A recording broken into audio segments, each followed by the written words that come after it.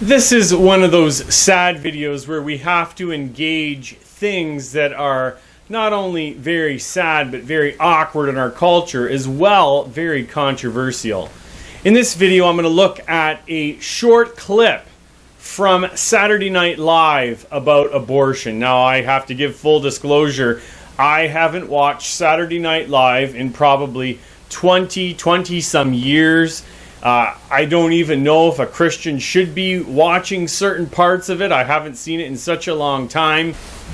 It appears that Saturday Night Live has gotten away from actually comedy into woke ideology and left-wing politics, as we see in this video. But just see how someone describes the murdering of their child. It's just a big joke. Let's give a listen. Goober the clown who had an abortion when she was 23. Hey, I'm Goober the clown. So, Goober, you had an abortion when you were 23? Hey, whoa, slow down. I'm a clown. Let's clown around. Hey, smell this flower. I had an abortion the day before my 23rd birthday. Isn't it sad and isn't it disturbing that someone could take an innocent child and murder them, and it's a big joke to them, and it's no one else's business. They chose to do that, and they should just treat the abortion as if it's a joke. You can squirt water in someone's eye, you can make them a balloon character, and it's a joke. It's a joke. There are many scriptures that I could deal with on the topic of abortion, and I've dealt with that in other videos and other sermons. But I thought I would close this video with a talk with R C Sproul with his son on the topic of abortion. As well, just to highlight that R C Sproul has written a book on this topic called Abortion, A Rational Look at an Emotional Issue. The videos of that book are actually on YouTube, which you can view and give them a look. But let's give RC a listen. 20 years ago, you published the book Abortion, A Rational Look at an Emotional Issue. And we're here to talk about the re-release of that book with Reformation Trust, 20 years after the fact. And I'd like us to start by asking you about that title. It's a rather lengthy title, almost Puritanesque in its length. Tell me about your thought process in titling that book. Well, when I did choose the title myself, I wanted to acknowledge up front that so much of the debate about the question of abortion is generated by heat rather than light, by more emotions than by intelligent discourse. And also, I was trying to give the idea that this book was not going to be simply a religious diatribe, Okay. but rather that the discussion and the arguments that would be set forth would come not only from the Bible, but also from natural law and from the court of reason itself. And so that was kind of what was in my mind for choosing that title. In the book, I mentioned somewhat naively my conviction 20 years ago that if we could persuade people that this was a human life that we were taking, that the debate would be over and it would be a very short time until Roe v. Wade would be repealed. And to my utter astonishment, that has not been the case. More and more and more people clearly agree. Yes, this is a human being. It's an unborn human being, but it's an unwanted unborn human being. And they have no problems with continuing the process, even though they are ready to admit that what they're doing is destroying the life of an unborn human person, living human person.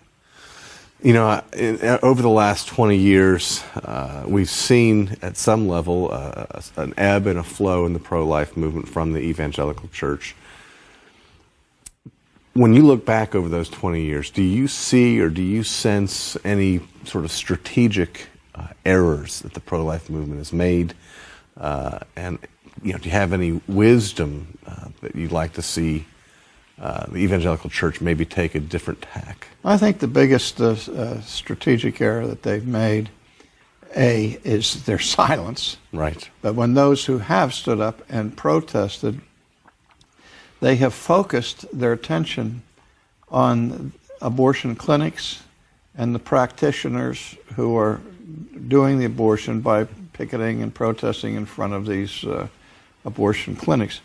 That may have some value, but that wouldn't be my way of doing it. What I would do is that I would find the names of every pastor in America who favors abortion on demand, every denomination that takes a stand in that favor. Mm-hmm.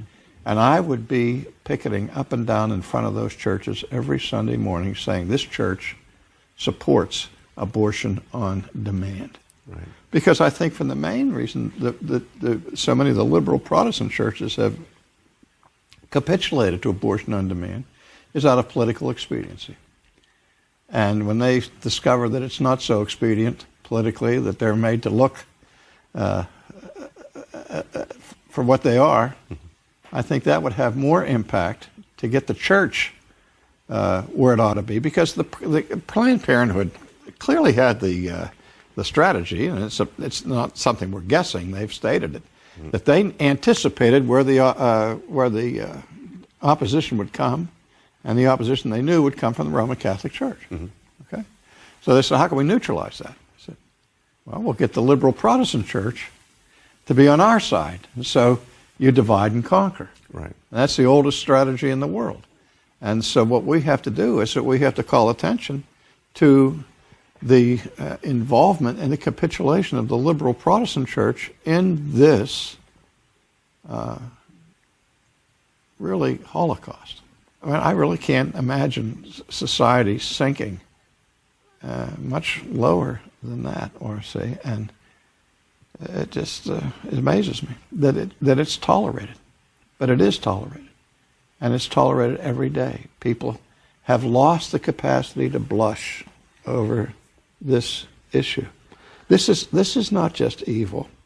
This is a monstrous evil.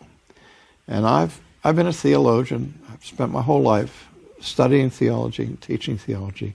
And I can tell you, if I know anything at all about God, I know that God hates abortion.